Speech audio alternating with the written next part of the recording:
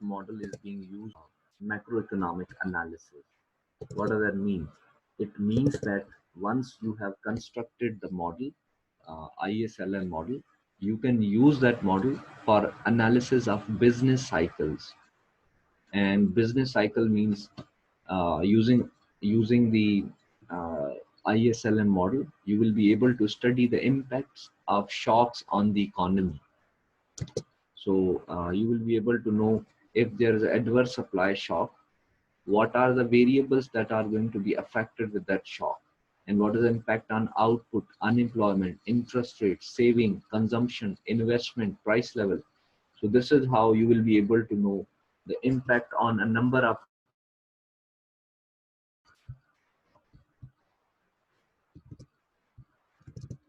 LM curve is a representative curve of asset market. All the points along the LM curve are going to represent the equilibrium of asset market.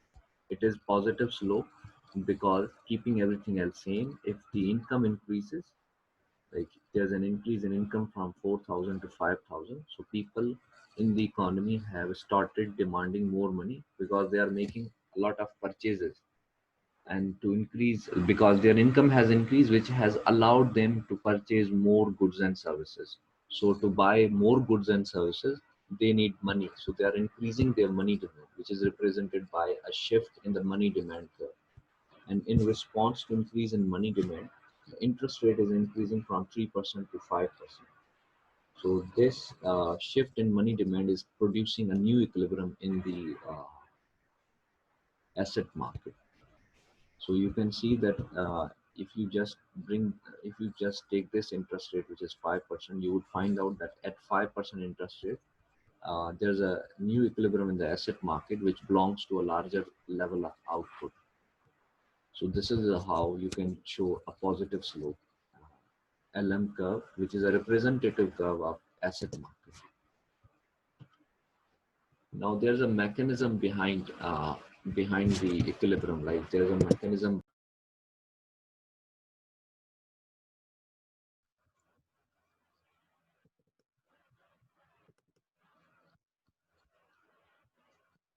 So this is the first factor, that is an increase in nominal money supply, uh, causing real money supply to rise and decreasing the real interest rate that clears the asset market equilibrium.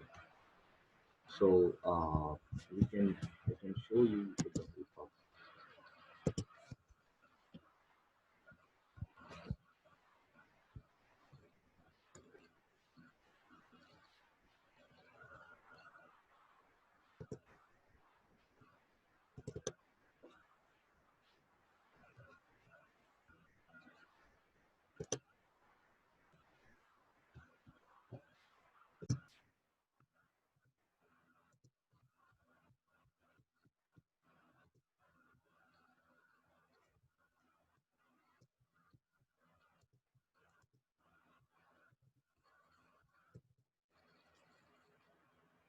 Okay, so now first I'm going to show you one of the shifting factors so that you can have idea how we can explain other shifting factors.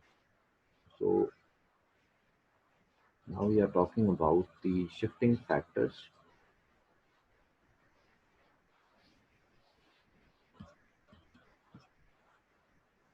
of LM curve.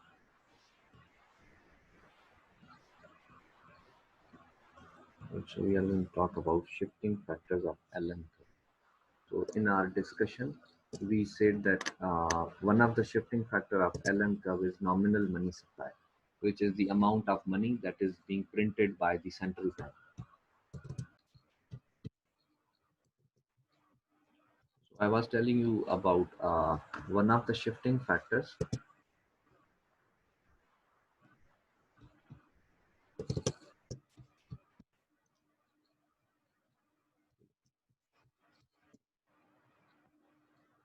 So I was telling you that, for example, take an example of increase in nominal money supply. This is one of the shifting factors. So when central bank is printing more money, and and when central bank is printing more money, the real money supply, that is money supply in terms of how much goods it can buy, is going to increase because numerator is increasing. Denominator is not changing, it is fixed. So when nominal money supply is increasing, there would be an increase in real money supply.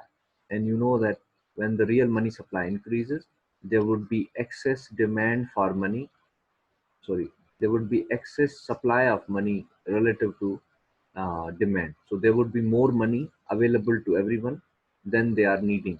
So how they will use that money? They would start demanding non-monetary assets. So when everyone is going to buy non-monetary assets, there would be a pressure on the prices of non-monetary assets.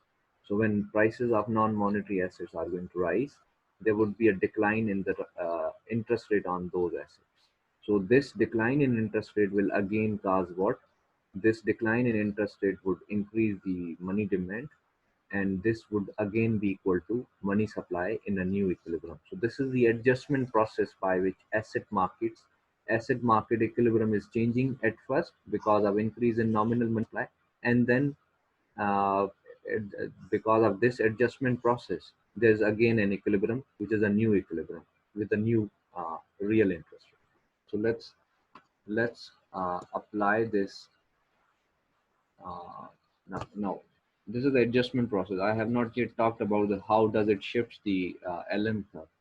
You just need to keep one thing in mind, that when nominal money supply is increasing, it is causing real money supply to increase, and there's a decline in interest rate. So whenever the interest rate is going to decline, IS curve in response to lower interest rate is going to shift uh, down and to the right at a fixed level of output.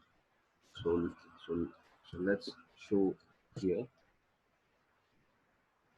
So first we need to show with the help of the,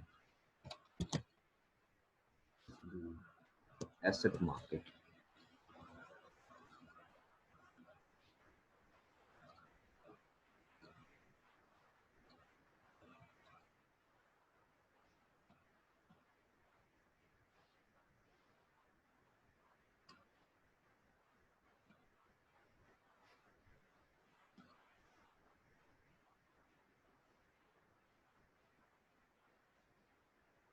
We have real interest rate on vertical axis and quantity of money on horizontal axis, and we have the LM curve in the right panel.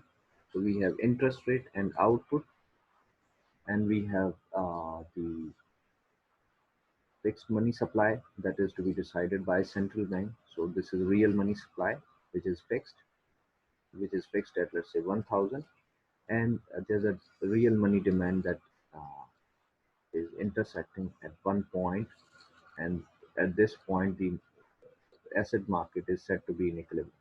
So this is, let's say, 5% interest rate. Now what is going to happen? There's an increase in nominal money supply. This numerator is rising. How does it would affect the asset market equilibrium? The Because of increase in nominal money supply, the real money supply is going to change. So real money supply curve would shift right side in response to increase in nominal money supply. So now this is a new uh, real money supply curve. Now at this 5% interest rate, there is an excess supply of money in the economy. Like it has increased from 1000 to, let's say, 1200. So now people have 200 more units of money than they are demanding, because money demand is again at point A, right? But money supply has increased to point B, let's say. So uh, this excess amount of money will be used by individuals to buy non-monetary assets. When everyone in the economy starts buying non-monetary assets, there would be an increase in the price of non-monetary assets, which will cause what? Which will cause the interest rate to fall. So interest rate would continue to fall from 5% to a lower value. So when interest rate is going to fall, in response to decrease in interest rate, money demand is going to increase. So money demand would increase, and again here at point C, money demand and money supply are in equilibrium, which is associated with a lower interest rate of 3%. So this is the adjustment process of asset market. Now, how would it affect the LM curve? At, let's say, 5% interest rate, the income in the economy was, let's say, 4000, the same that we have been taking in our book and are previous discussion. So let's say this was the earlier LM curve, which belongs to 5% interest rate and an income of 4,000. The income in this analysis is not going to change because LM curve is already given. What is going to change? Because of increase in nominal money supply, there's a decrease in the interest rate, which has caused a new equilibrium in the asset market, which is at point C. Now, if you just bring this point C and match it with this output level, so output would stay constant in response to a larger money supply, and in response to a decline in interest rate that brings equilibrium in the asset market. The LM curve would shift down in and to the right, as I told you earlier. So this is new LM curve after the increase in money supply. So it would shift. This is the first curve is representing equilibrium A. The second curve is representing equilibrium B. So this is how LM curve shifts in response to an increase in nominal money supply. Okay, so we have talked about the first factor. Now I'm going to talk about the second factor, that is price level. So whenever the price level is going to change, when the price level is going to change, the real money supply is going to fall. And you know that the real money supply is ratio of M over P, M divided by P. So if M is constant and price level in the economy are rising, there would be a decrease in real money supply.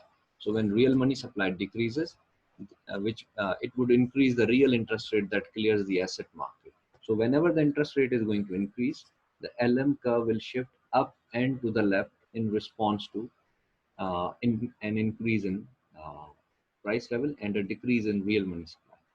So how would you write it? Very quickly,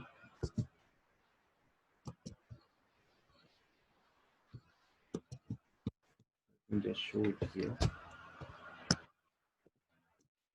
What is happening in the second shifting factor, when the price level in the country is rising and the money supply is fixed, there would be a decrease in real money supply. So when real money supply is falling, the interest rate that clears the asset market is going to increase. So when interest rate is going to increase, the LM curve shifts up and to the left,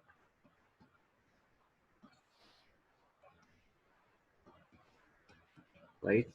So you can show this using the diagram.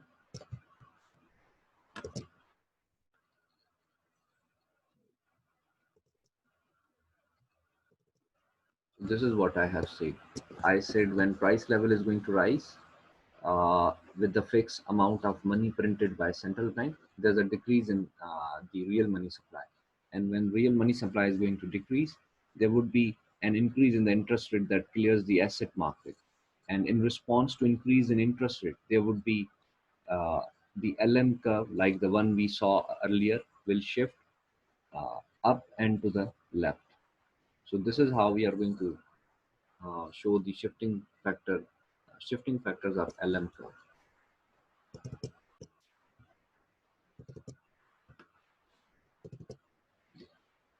All right. After the second factor, we have third factor, shifting factor, which is known as expected inflation. So expected inflation is a shifting factor of money demand. So whenever the expected inflation is going to rise, the demand for money is going to fall. And when demand for money is going to fall, the real interest rate that clears the asset market is going to fall. So because of decrease in real interest rate, the LM curve would shift down and to the right at a fixed level of output. So output won't be changing. So this is the third shifting factor that you can apply uh, on the LM curve. And then we have nominal interest rate on money. Whenever the nominal interest rate on money increases, it is going to increase the demand for money. So people would start demanding more money when the return on money is increasing. And this would raise the real interest rate that clears the asset market. And in all this, the LM curve is going to shift up and to the left. Now, one thing you need to note here in this, in these main shifting factors, and what is that? It is it is the movement of real interest rate that will guide you in what direction the LM curve is going to shift. When the interest rate is increasing, LM curve would shift down and to the right, right? So when like when let's say we started with our discussion from this factor, nominal money supply. So when nominal money supply increase, real interest rate declined. So when real interest rate declined, LM curve shifted down and to the right. But if nominal money supply would have decreased rather than increased, there would have been a decline in real money supply. And when real money supply decreases, the real interest rate that clears the asset market would increase. And with the increase in real interest rate, the LM curve would have shifted up and to the leftward. So this is how you can keep in your mind that it is the movement of interest rate that guides in what direction and the LM curve is going to shift. Like here, with the increase in price level, there was a decrease in real money supply. And when real money supply decreased, the real interest rate increased. So in response to uh, increase in real interest rate at a fixed level of output, the LM curve has shifted up and to the left. So it is the movement of interest rate that will guide you about the shifting factors. Now, there are some other shifting factors as well. So, wealth is a shifting factor of money demand. You know from the asset market chapter that whenever the wealth increases, a portion of wealth people prefer to hold in the form of money. So, that proportion is going to rise and their money demand is going to rise. So, when wealth increases, money demand is going to increase. The real interest rate that clears the asset market is going to increase. So, which will cause what? Which will ultimately shift the LM curve up and to the right at a fixed level of output. And similarly, an increase in the risk on alternative assets relative to the risk on holding money. When the other assets are getting riskier, when the risk on other asset is going to rise, people would convert their assets into the form of money, and money demand is going to rise. And when money demand is going to rise, the asset market, uh, the real interest rate that clears the asset market is going to increase. So the LM curve would shift up and to the left at a fixed level of output. The third factor is liquidity on alternative assets. So when the liquidity of alternative assets is going to improve, uh, like here it's a case of decline. So when the liquidity of alternative asset is going to decline, all other assets would not be easily convertible into other goods and services. So people would start reducing their the demand for other assets and increase the demand for money.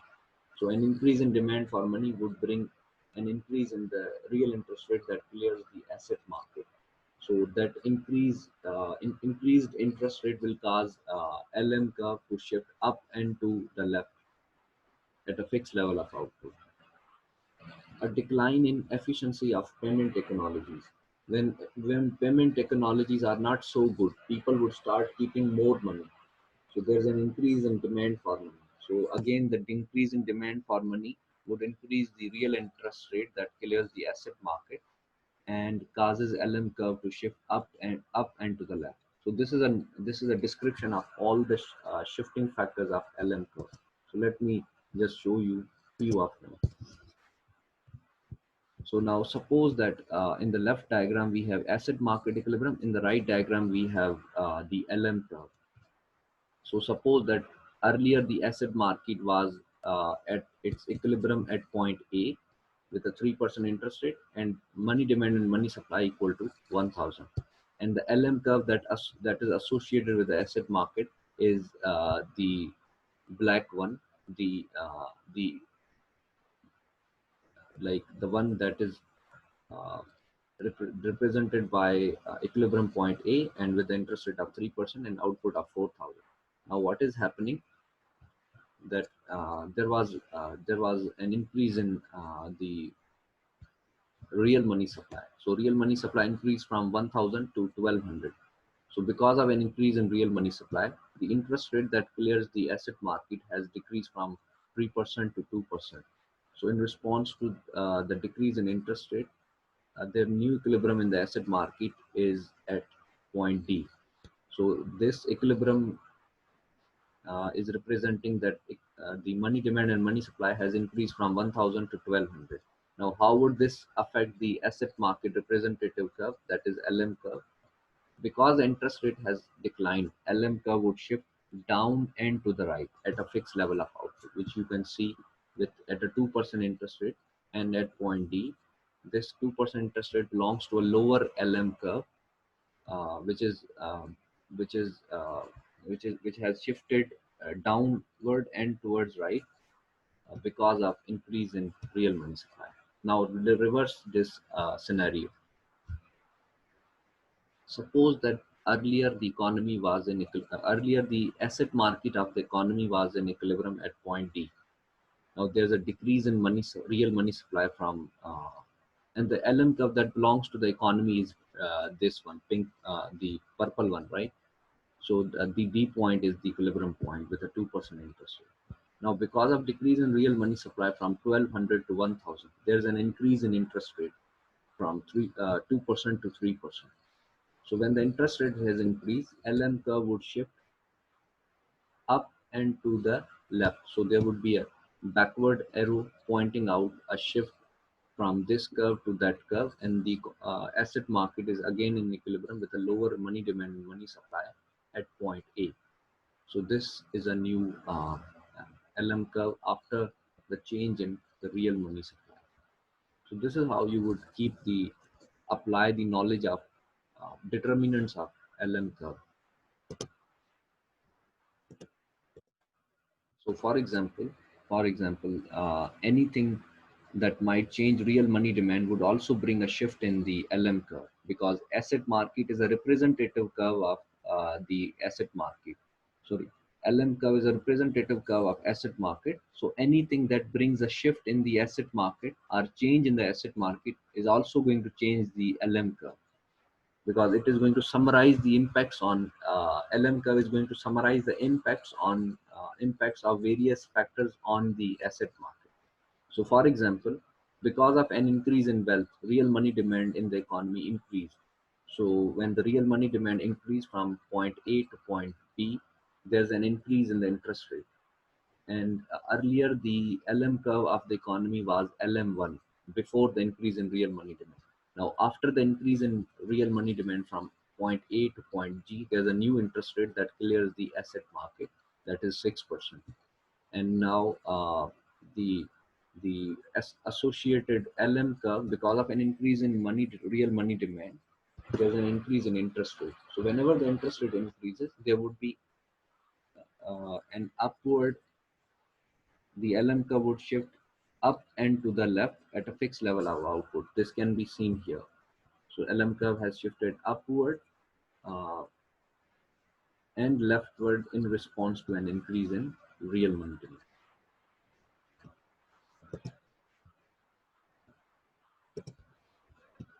So, all right. So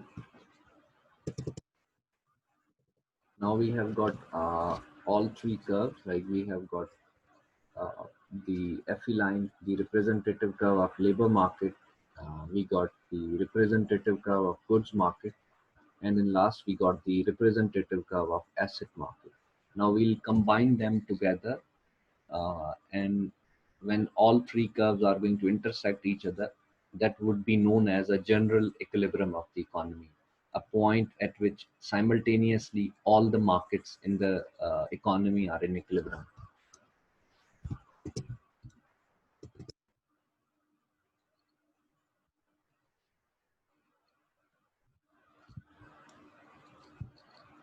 Okay. So this is the general equilibrium in the ISLM model. So we have real interest rate on the vertical axis and output on the horizontal axis. And FE line represents the full employment output. At Y bar, our FE line represents the full employment output that is determined by the labor market equilibrium. So this is the potential GDP or the long run level of output. So FE line represents the labor market equilibrium, and it is a representative curve of labor market equilibrium. We have negative slope IS curve, that is a representative curve of goods market. IS curve is negative slope because there is an inverse relationship between interest rate and output, whereas LM curve is positive slope because there's a positive relationship between interest rate and output. We know the reasons like why there's a positive and negative relationship. Now, after constructing this model, we'll be using this model for analysis of business cycle. Now, how we are going to analyze a business cycle using this model? We will observe, we will see that if a shock hits the economy, if a shock hits the economy, uh, and then there's a deviation of there's a deviation in the output from this y bar. So this is a longer level of output. If a shock hits the economy in such a way that there's a reduction in the potential output from y bar in this region, so output declines from y bar to a lower value, let's say y. So this is a business cycle. This is a business cycle that has brought, there's a fluctuation in the output from its maximum value. So that business cycle, uh, that that is caused by a shock will uh, will help us in knowing, like using this model we'll be able to know what are the variables that are going to be affected, how the demand, how the demand and supply is going to be affected with the shock. So we'll decide the impact of shock using this model. Now reverse the discussion. Let's say there's a positive demand shock or positive supply shock that shifts the economy's potential output from Y bar to a new level Y1. So in response to that shock, there would again be a business cycle that would impact various variables like employment, output, production, consumption, income, wages, employment. So all these variables will be impacted, and there would be an impact on inflation as well. So we'll be able to know the impact of that shock on the economy again using the same model. So this E point is a general equilibrium because at this E point, the asset market, labor market, and the goods market are simultaneously in equilibrium. So this model is similar. The general equilibrium of this model is similar to the general equilibrium of aggregate demand and supply, which we have already studied in chapter of business cycle. So now let's use this model for analysis of shocks. Now uh, suppose that there's a adverse supply shock like increase in oil prices or uh, a bad weather, right?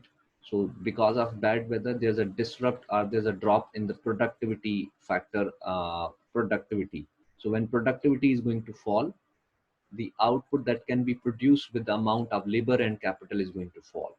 And as a result of that, there would be a decline in employment in the country. Labor demand is going to decrease. And because of decrease in labor demand, there would be a drop in the employment level.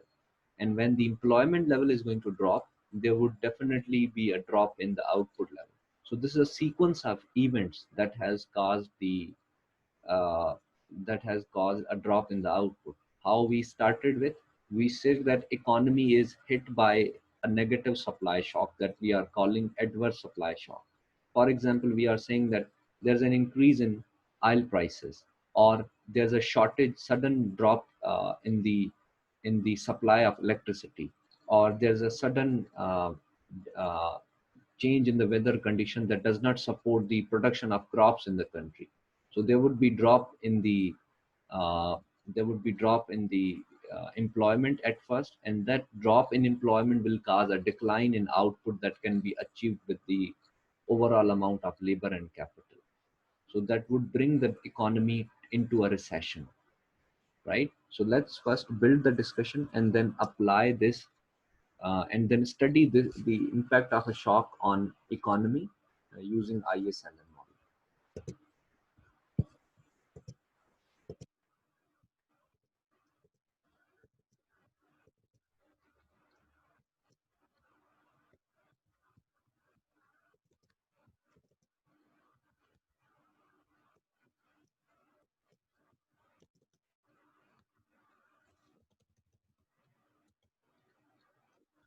So now what we are going to do, we are going to use the ISLM model, or let's say we can write it here, that now we are uh, using general equilibrium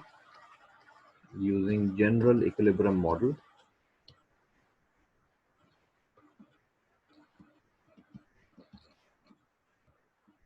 General equilibrium is equal to ISLM. Using general equilibrium to analyze the impact of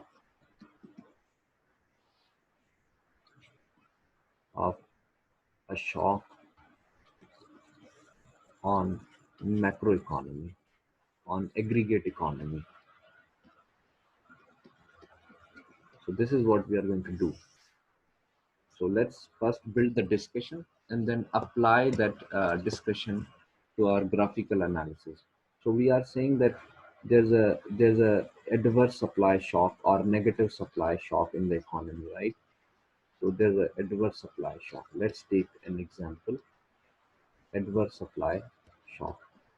So you may take any example into it, like a drop in the supply of electricity, which would ultimately halt the production of businesses, and a decline in electricity supply, which is a major input, will ultimately disturbs the business's production and ultimately reduces the overall output. So that would be a negative supply shock.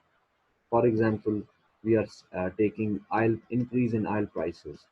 So an increase in oil price will ultimately drop the productivity. A is a productivity. A is what?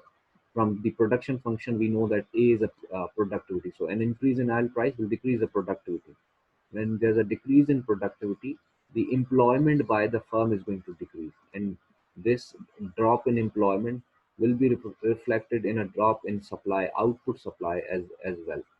So in this way, the negative supply shock, like an increase in oil prices, caused productivity to fall, and when productivity declined, firms started reducing their employment.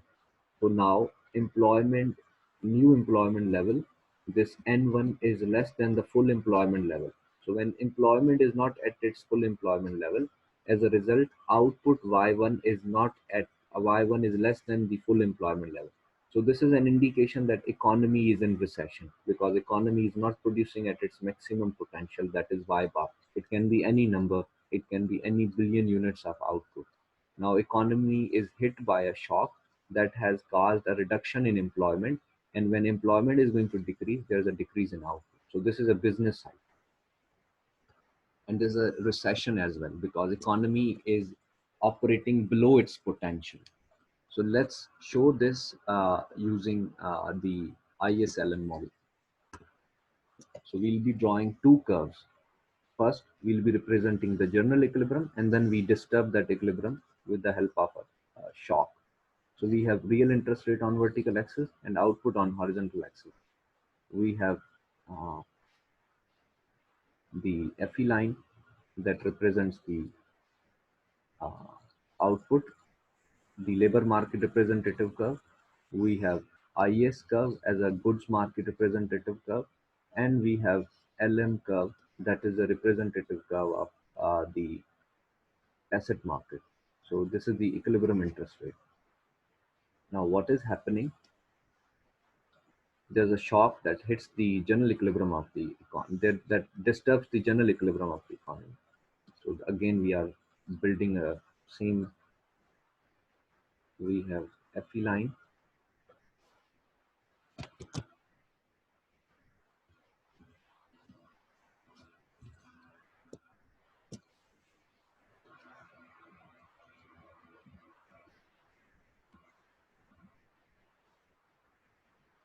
This is FE line. This is Y bar. And we have IS curve, representative curve of goods market. And we have LM curve. Right? So now this is a situation before the shock. Economy before the shock was in general equilibrium. And now after the shock, there's an adverse supply shock, and you know that adverse supply shock is first causing a change in labor market. Goods market and asset market is not going to be changed at first, right? So first of all, the shock is hitting the economy in a way that it it ultimately reduces the productivity of labor and capital. So because of an increase in oil price, there's a drop in productivity that is causing employment to fall. And we know that when employment is not at its full employment level, output cannot be at its full employment level. So in these three curves, there would be a shift in the FE line. So FE line, which is going to represent the labor market equilibrium, is going to shift from FE1 to a new, this is FE1, let's say, and this is FE2, full employment line 2. Now, after the shift here, earlier the equilibrium interest rate was there, let's say this much, R1. After the shift, the uh, the general equilibrium has been disturbed because this is a point where all three markets were in equilibrium. Now we can see that only only IS curve and FE line are intersecting here. The LM curve is not intersecting here. So it means that the economy is not in general equilibrium, because for a general equilibrium, it is necessary that all three markets must be simultaneously in equilibrium. So what has happened now, because of drop in output from point A, let's say, to point B, right? The supply has declined from Y1 bar to a new value Y2 bar, and economy is in recession now. Economy is in recession. So supply has decreased and demand is here. Demand is has not changed. So what will happen? So because of this change, there would be an increase in the interest rate. Because of decrease in supply, there would be an increase in interest rate that clears the goods market, right? So when interest rate is going to increase, the demand which was at point A, because of increase in interest rate, user cost is going to fall, and aggregate demand, which is represented by a negative slope IS curve, is going to decrease. So here, economy is at point B, where the IS curve is intersecting the FE line. So this is a new interest rate, that is R2, after the shock. Now, economy is not in general equilibrium, but let me write this for you. Like for our easiness, we are writing this, that when there is a adverse supply shock, the supply has decreased, and because of decrease in supply, uh, the aggregate demand is same in this analysis because demand has not changed. When the shock hits the economy, there was a drop in supply, and the demand is same. So uh, when let's say shock has reduced the supply and the demand is same, what you can expect, there would be an increase in prices. So when prices are going to increase, there would be a decrease in real money supply. You know this from previous discussion. Like uh, the money supply is fixed, but there's an increase in prices. This is the excess demand condition. So in excess demand condition, where the supply has dropped, economy's capacity to supply output has dropped from its maximum value to a new value that is lower than that. So because of that, consumer demand, or the demand in the economy is same, that is causing price level to rise. So when price level is going to rise, there would be a drop in the real money supply. So when real money supply decreases, you know that interest rate that clears the asset market is going to rise. So when interest rate is going to rise, uh, you know that whenever the interest rate is going to rise, LM curve will shift up and to the left, right? So this is the sequence of events. So there was a adverse supply shock that caused output to fall, but the demand was same in the economy because there was an excess demand in the economy. There's an increase in price level. So when price level increase, there's a decrease in real money supply, and you know that real money supply is a shifting factor of LM curve. So LM curve would shift up and to the left because of an increase in interest rate. So whenever the interest rate increases, LM curve is going to shift up and to the left. So let's apply this to the above diagram.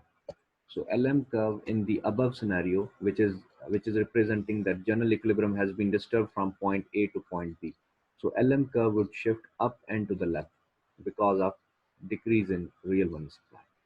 So LM curve now would be like LM curve would be now like intersecting at this point. So LM curve would be this one, like this is LM2. At this B point, again, the economy is in general equilibrium with a higher real interest rate and lower output because of the shock. Now we'll be summarizing the impact on various variables of the economy. So we'll be finding out because of drop in output, there's a drop in let's say employment. So employment drop, right? And because of drop in output, there's a drop in consumption as well, right? So consumption has declined, investment has declined, and the interest rate has increased, and we would say that the price level has gone up. So we can expect a temporary increase in inflation as well.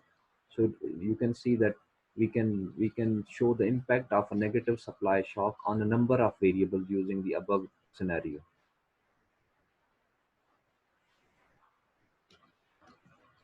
So we ended our discussion.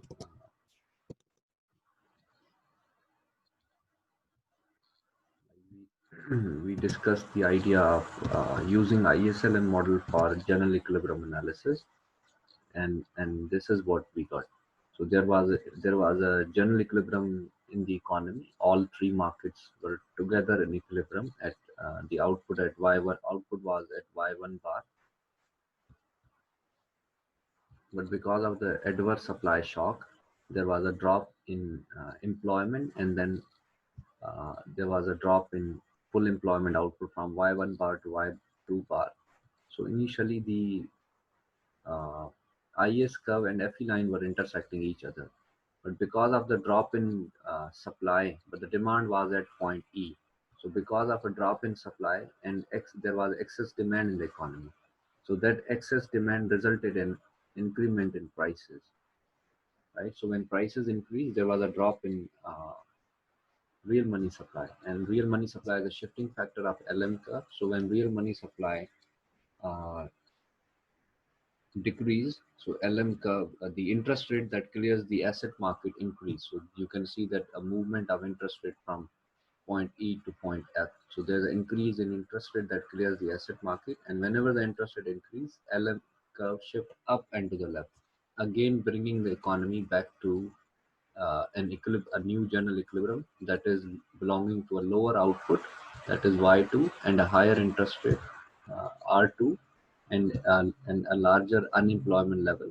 So there's an increase in unemployment, and because of drop in income has dropped from Y1 to Y2. Consumption has dropped, investment has dropped because of increase in interest rate. Prices have increased. So this is a list of variables, or these are the macroeconomic variables that were affected by the shock. This is what we represented, and this is a business cycle.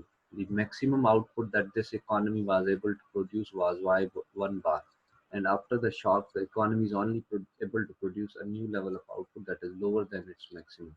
So economy has experienced a recession.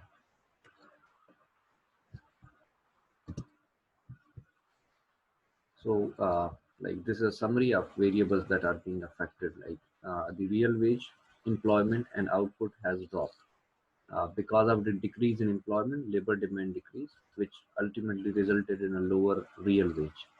So, because of decrease in labor demand, there's a decrease in real wage, and output declines when employment is going to decline, while the real interest rate and the price level have increased.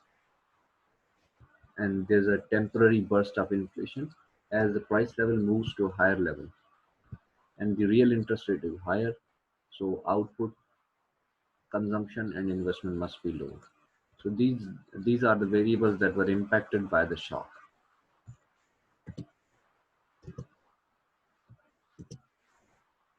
Now we'll bring in the discussion of, now we need to discuss what are the forces, like what are the forces that cause prices to change, and how long does it uh, take prices to adjust, and how long does it take to uh, take economy to bring back to its general equilibrium. So now we are going to discuss the impact like we are going to talk about the price adjustment. Like how long will it take prices to adjust? Are they quickly adjustable, like they adjusted in the earlier scenario, like the adverse supply shock case, or they are like slowly adjustable? So we'll bring in the discussion of discussion of classicals and Keynes' view about business cycle using the ISLM model. So first thing you need to note here is that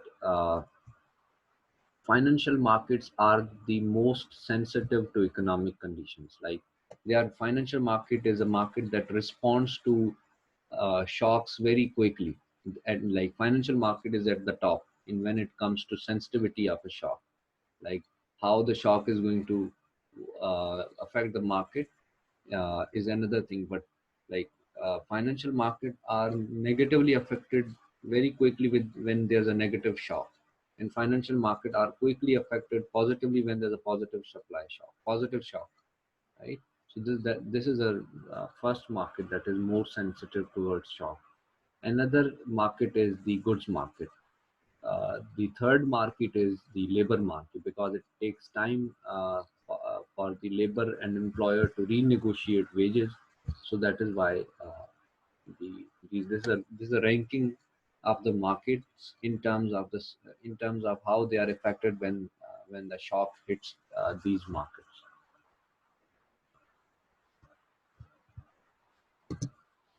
So we are going to talk about expansionary monetary policy, impact of an expansionary monetary policy, and how long will it take economy to get back to its equilibrium. Now you need to know two things, right? First, we are going to talk about expansionary monetary policy. What does that mean? Expansionary monetary policy means central bank is going to increase the amount of printing of money. So central bank is increasing the money supply. How would it affect the general equilibrium of the economy, and how long will it take the economy to bring back to its general equilibrium? So we'll be finding out two things. First, what is the impact of increase in money supply on economy or output, and how long will it take for the economy to get back to its general equilibrium? So these are the two objectives of our discussion. So let's look at some. Let's talk about some. Let's build the discussion first, and then we'll.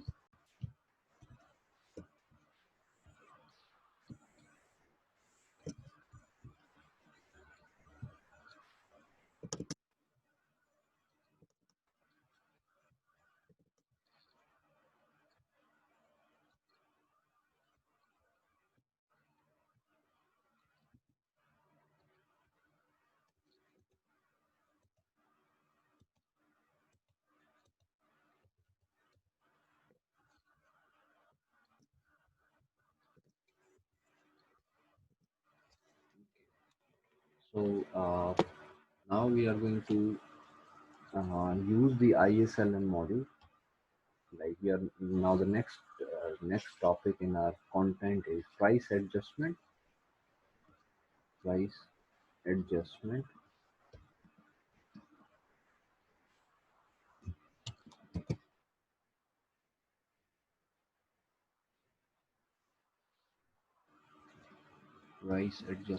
and the attainment of general equilibrium, and the attainment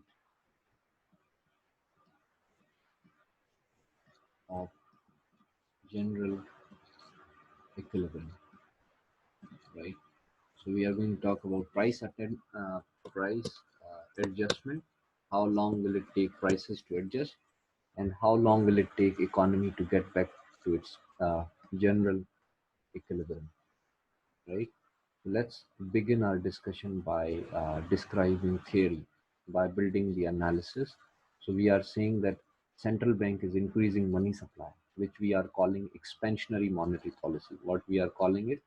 We are calling it as expansionary monetary policy. Central bank is conducting expansionary monetary policy, which means central bank is central bank has is willing to increase the supply of money in the country. So this nominal money supply is going to increase.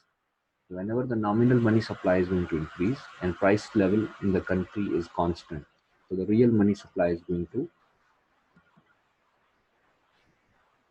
increase. So whenever the real money supply increases, you know from your previous discussion of asset market that whenever the real money supply is going to increase, the interest rate that clears the asset market is going to fall. So when interest rate is going to fall, there would be there would be like when the interest rate is going to fall in response to an increase in money supply, the consumption would increase in the economy because lower interest rate causes people to save less and consume more, and aggregate investment and consumption both will increase. This would increase the aggregate demand. And when aggregate demand is going to increase, it is assumed that seller in the short run will produce more output. So this is supply. So the supply will increase in response to an increase in demand, which is caused by an increase in money supply in the country. So it means that in this whole scenario, money is a responsible factor for bringing a change in supply. So this is what like when we let's like start with the let's start from the beginning. So we said that it's the central bank's increase in expansionary monetary policy. Like central bank is conducting expansionary monetary policy, which means central bank is increasing the supply of money. So an increase in the supply of money, an increase in the supply of money in the economy, with prices in the economy constant, would increase the real money supply, and an increase in real money supply will cause interest rate to fall. And you know that whenever the interest rate is going to fall, uh, this would disturb the general equilibrium because a decrease in interest rate would shift the LM curve uh, down and towards right. So this would disturb the general equilibrium of the economy. So because of decrease in interest rate, there would be an increase in aggregate demand because consumption and investment is rising. And seller would respond to increase in aggregate demand by producing more. So there's a temporarily increase in supply as well. So this increase in money supply by central bank is causing sellers to produce more output, at least in the short run. So this is what this is how the money supply is going to affect the output supply in the country. Now let's show this in our in using a diagram.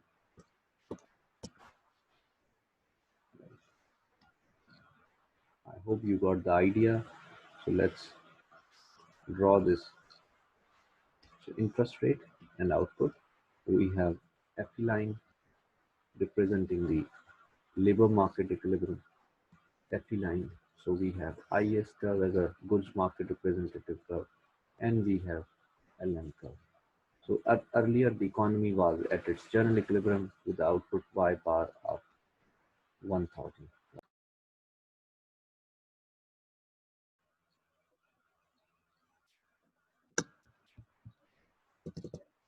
So if you are clear about it, now we can summarize our discussion here. What we have got from above idea,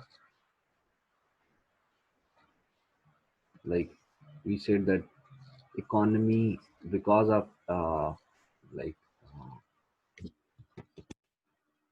so there was an increase in expansion. There was an expansion in money supply. So money supply increased, and which led to a increase in real money supply, and this led to a reduction in interest rate.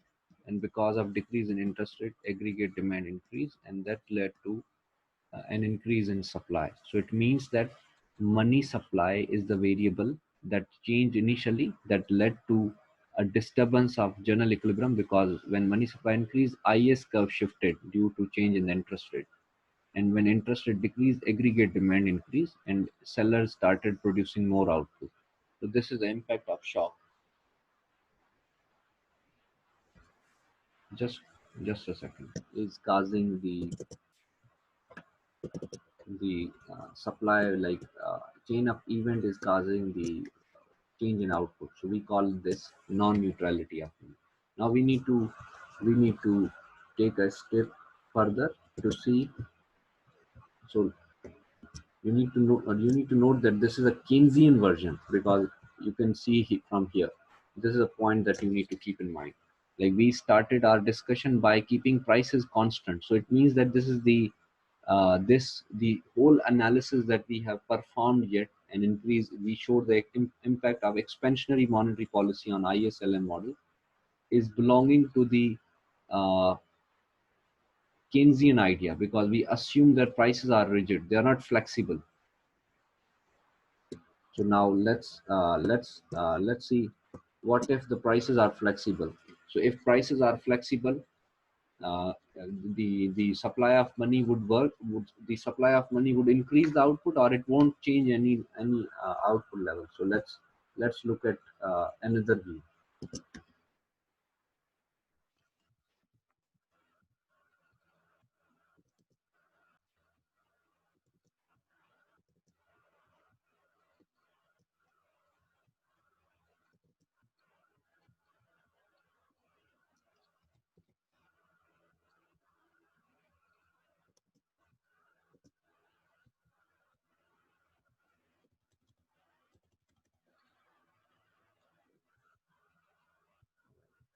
So now again, again the same thing, but with a different idea. Now we are going to take a second case. Like, we are saying that if there's an increase in money supply in the short term, let's say, and prices are not prices are flexible, right? So prices can change. So if there's an increase in money supply and prices are flexible, there would be an increase in real money supply in the short term, let's say. And when real money supply increases, you know that interest rate is going to fall. And when interest rate is going to fall, there would be an increase in aggregate demand, right? So because of increase in aggregate demand, and you know that supply is constant, sellers cannot produce output more than beyond their capacity. So the fixed capacity of seller is 1000 units of output. They cannot go beyond it, because this is the profit maximizing level of output. And every seller prefers to produce output at their profit maximizing level, Y bar. They cannot produce beyond that, because their resources are not allowing them to produce extra output beyond their capacity. So in this analysis, where we are saying that an increase in money supply with prices where the prices are flexible, so there would be a temporary increase in real money supply, and the interest rate is going to fall temporarily.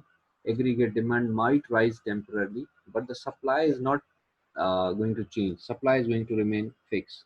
So with fixed supply, because of larger demand that has resulted from temporary decrease in interest rate, prices would rise in the long run. Prices are going to rise, and when prices are going to rise, uh, there would be a same change in the like when like here, when money supply increases, like if the money supply increased by 10%, in the long run prices would also increase by 10%. So it means in long run there would be no change in the supply of money. When there's no change in the supply of money, there would be no change in the interest rate. So interest rate is going to remain at its original value, and when interest rate is not changing, there would be no change in aggregate demand. So when aggregate demand is not changing, so there would be uh, like general equilibrium would stay at its original level. It's not going to respond to the change in supply of money in the country. So this is what the classical view is, that even if central bank is deciding to increase the money supply, so if prices in the long run are flexible, so an increase in money supply would be offset by an increase in price level. So there would be no change on the interest rate. So if there is no change on the interest rate, there would be no shifting of the LM curve. And when LM curve is not changing, aggregate demand is not changing, going to change. So output would stay at its original value. So it means that money is not money is neutral. It has no impact on changing the output level in the country. So this can be represented by a diagram. I got some